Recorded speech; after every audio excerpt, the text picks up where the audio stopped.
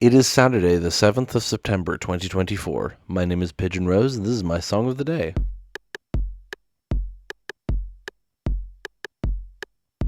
Today we're talking about a collaboration between a musician and an author, specifically the American musician Ben Folds and the English author Nick Hornby. Now, both of these were people I was aware of before this album came out. My sister listened to Ben Folds. I knew songs like Rockin' the Suburbs and Brick, which a lot of people would, those are kind of famous ones, you know. And my dad was big into Nick Hornby. He has a bunch of books that have been adapted into movies and TV shows. High Fidelity, Fever Pitch, Juliet Naked, All the Way Down. He has a terrible book called Slam. I've read High Fidelity and Slam, which, what a mix of things to have read. Generally, I enjoy his work, but Slam is fucking atrocious. Anyway, that's not what we're talking about today. I've seen a few of the movies based on his stuff as well. I've seen the movie of High Fidelity. I haven't watched the TV show. I've seen All the Way Down. I think that's all I've seen from movies. There's two movies of Fever Pitch, I think, because there's like an American version as well. But anyway, point is, successful author, been adapted many times. Ben Folds and Nick Hornby did this album together called Lonely Avenue back in 2010, where basically Nick Hornby wrote lyrics and Ben Folds put them to music. And it's really interesting. You can really tell from reading the lyrics that Nick Hornby is a prose writer first rather than a lyricist, because music is a big theme in his books. That's why it makes sense for him to do an album collaboration like this, and why he's able to write songs. But just the way he phrases things, the way he structures things, you can tell he's a storyteller rather than a musician, you know what I mean? And Ben Folds is a good musician. He's got a good voice, and his style works for Nick Hornby's kind of sardonic but heartful, if that is a word, kind of style. Anyway, the song we're talking about today is a song called From Above. It was one of the singles. It's probably my favorite song on the album, and it's got a great music video. It might be the only one from this album that has a music video, actually, now that I think about it. I know Charlie Is So Cool did a video for Saskia Hamilton, but I don't know if that was official. I think it might have been, actually. Saskia Hamilton, boom, boom. Saskia Hamilton, boom, boom. Anyway, yeah, so we're going to listen to it now and then come back in a few minutes and talk about it.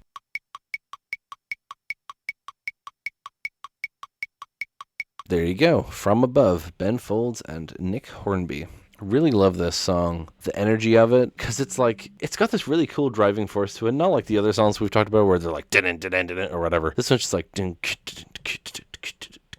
it's just got a great kind of swing to it a bit, you know. I do want to mention, before I continue, the guest vocalist in this song is Kate Miller Heidke. I'm not entirely sure how to pronounce that, but that's the female vocals you hear in this song, and I love what she adds to it, especially in the bridge. I love that bit. The music video also, I recommend, although it does change the perception of the song a bit, and I will talk about that when we get into the later parts of the song, but it is a very good music video. It's an animated music video. It's drawn in a book, so it's looking like everything's on paper. Apparently it was directed by Julius Petit from The Simpsons, so that's interesting. And I like the way it represents the two main characters' heads as being like half of a heart. Anyway, so the song is about how everyone in the world has a soulmate, but not everyone meets them. Not everyone stays with them. And that's basically it. It's kind of a sad thought. And it follows two particular people who are soulmates that their lives don't cross over, right? So let's look through the lyrics. They even looked at each other once across a crowded bar. He was with Martha, she was with Tom. Neither of them really knew what was going on. A strange feeling of never, heartbeats becoming synchronized and staying that way forever. Yeah, so, you know, they see each other once in their lives across a crowded bar when they're both with dates, you know? And there's just this moment of kind of recognition between them, sort of a love at first sight thing. Your heart sinks, you become like enamored by this person you're looking at, and that's the only glance they have. And I do love that of, you know, heartbeats becoming synchronized and staying that way forever. Classic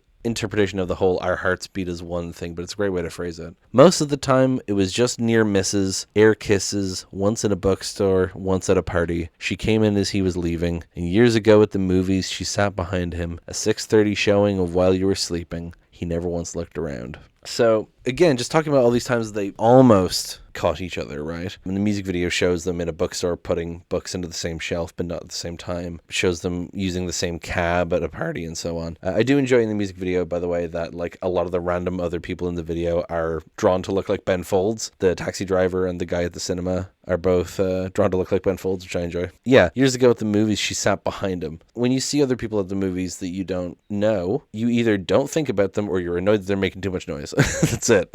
So my dad has this album on CD, and in the booklet there's little notes by both of them about each song and kind of their interpretations of it and their approaches to making them. And Nick Hornby talks about how he spent a lot of time wondering if people actually remembered the movie while you were sleeping.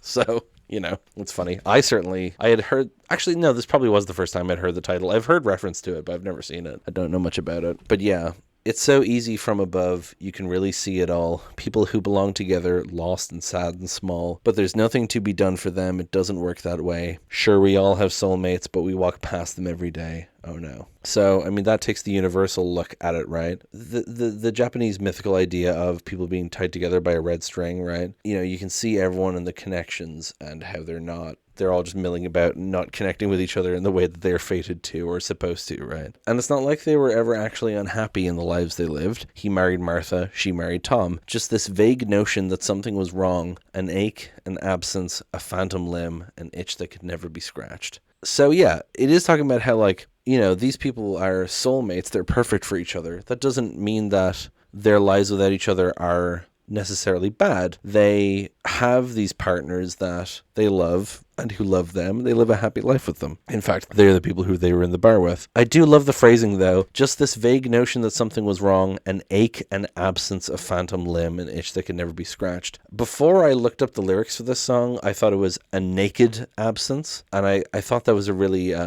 interesting way of phrasing it, and I still think it does work. Calling it a naked absence, it just makes it sound even more bare and missing something, you know what I mean? This may have also been the song that taught me what a phantom limb was. I think it might have been, actually.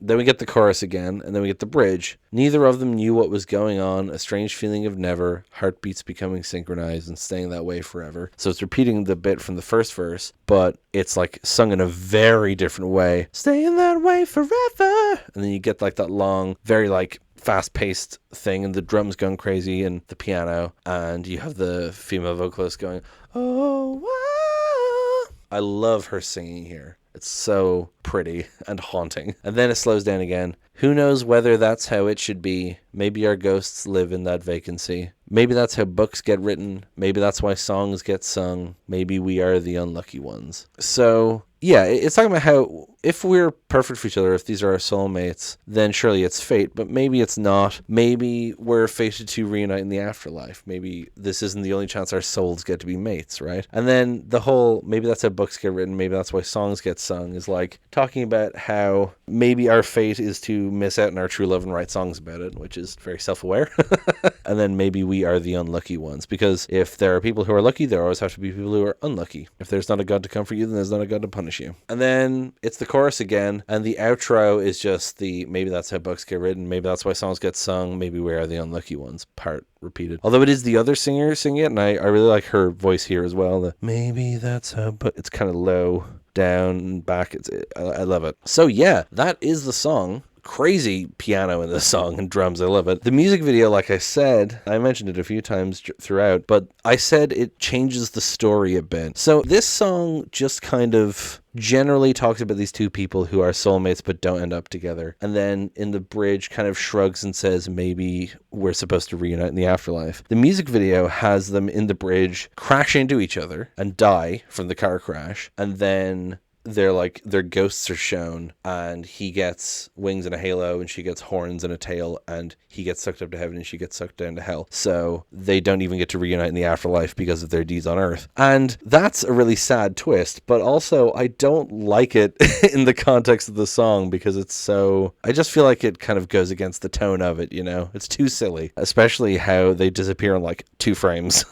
It's still a great video, though, and a great song, and an interesting interpretation of it, I guess. I do also love, I kind of vaguely mentioned it before, I said their heads are shaped like hearts. Specifically their heads, the way they're drawn, they're kind of a teardrop, an upside down teardrop shape. And when they're like in the bar, their heads lean together briefly and it forms a heart. And then that keeps like showing up throughout the video where they're like near each other and the heart forms. I love that. It's a great representation of the whole heartbeats becoming synchronized. You know, they're a puzzle piece that fits together. Okay, I think that's all I have to say. Thank you so much for listening. Please hit like, hit subscribe, leave a comment down below, tell me what you think. Tell other people people about this show. Thank you so much for listening, and I'll talk to you tomorrow. Break it down.